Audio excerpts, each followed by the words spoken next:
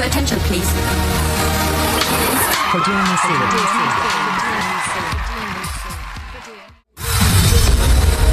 I just want to get to let y'all know who's coming to the stage tonight.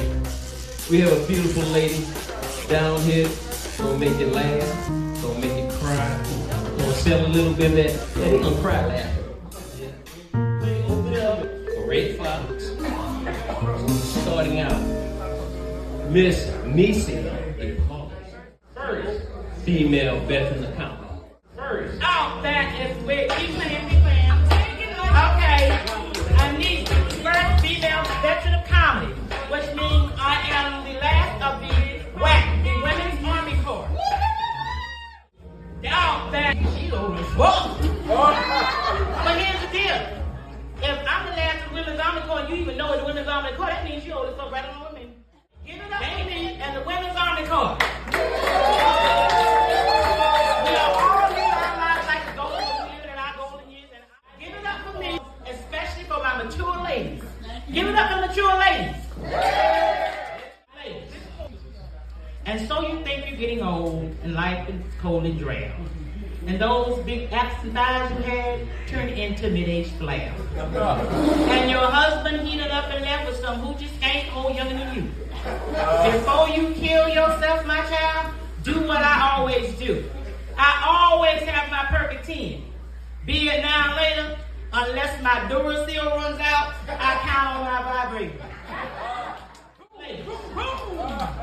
At my age, damn, my man, I got the Energizer Bunny, and it keeps going and going and going and going. Because you know, ladies, if you think about it, you lose stuff when you're getting old, and stuff is never where you left it. Like 30 years ago, I left my titties dancing on my chest. Now when I lie down, but whoop, they down to find out what the middle of my back look like. 30 years ago, my body was blessed by Mother Nature. Now at 60, it's been cursed by Father Time. 30 years ago, I was hotter than an iPad in a crack house. And had an ass tighter than a fist on an afro pick. Wow, well. Yeah, I don't know, man. Age, what happened to your nuts? 30 years of things you lose when you get old. You lose your hair. You lose your eyesight. You lose your teeth. You lose mobility. You lose income due to retirement. And then you lose your sex drive. Well, you do. But at least you got Viagra. And don't sit up here and lie now. I mean, men over 60 taking Viagra fast and don't be buying crack. Because you know what? Do you, boo? Because here's the deal. My ex-husband didn't think he needed Viagra. I told him, I said, well, baby, you know, we're going to get along, baby. You know, you're getting a little old and your testosterone is going down.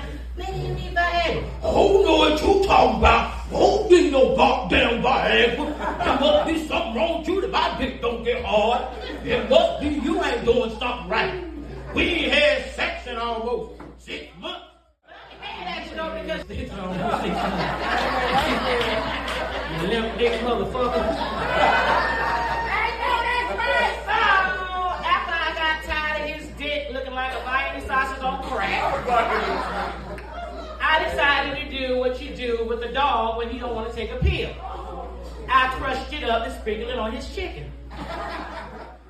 So much Viagra on his chicken. Every time he passed by Popeyes, his dick get hard. Love that chicken from Popeyes.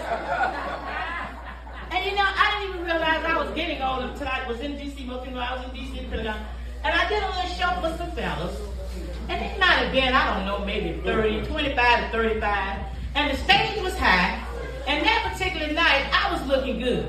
Girl, I was having dressed a little bit shorter than it should be, but I was looking good. I looked so good, I passed by the Lincoln Monument and Lincoln stood up. So by the time I looked down, little fella looked like he was peeping up on him. I just said, what you peeping at, baby? He said, ma'am. I said, what you peeping at, baby? You ain't peeping at nothing. He looked up at me and said, I see I ain't. So speaking of old strong coochie women, where's my turkey bones and my cougars at? So anyway, I had this guy who used to work with me, old toe up buster. But see, when he's a nice looking guy, so he used to like to mess with them old women, like 89 and 90. And he said, because he was getting money from them. And he said, Neecie, he said, I'm telling you, their coochies ain't just dry, they're desert storm dry. So anyway, so he would put his yoke up his legs and a scorpion crawled out. I'm not putting down the young ladies, the older women, with the younger men, you want to pay to play. But remember, when he get mad at you, you ain't going to be just a bitch, you're going to be an old bitch. I'm not putting down here, it was so fine, you wanted to say, damn. Take him home to your man and show him, damn, nigga, look what I got. I can still pull a brother like this. Ain't he fine? I met that man, and girl, he was so fine. That man was not out of the question.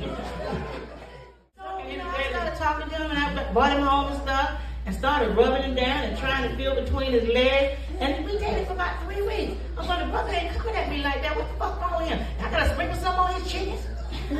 So anyway, I reached for his leg and he moved my hand. Go. And then I reached for his leg again, baby. I'm trying to get that, you know what I'm saying? So, I started talking to him and I went on the bed, got him left, got him and grabbed it. And the first thing I'm thinking, where that boy dick is? I'm thinking, oh my. And he looked at me sheepishly going like, yeah, baby. I know it's kind of small, but I know you're going to work with me. I'm like, it's kind of small. That's like saying the elephant man got a little puffiness around his eyes. Anyway, and so he said, I'm thinking, he had a dick and do disease. That's where your stomach hang out farther than your dinky do. So he going like, yeah, baby, I know if I had 2 more inches, I'd be a king. And I'm thinking if you had 2 inches less, you'd be a queen. Anyway, and so I remember here, ta-da, I will go like this here, but if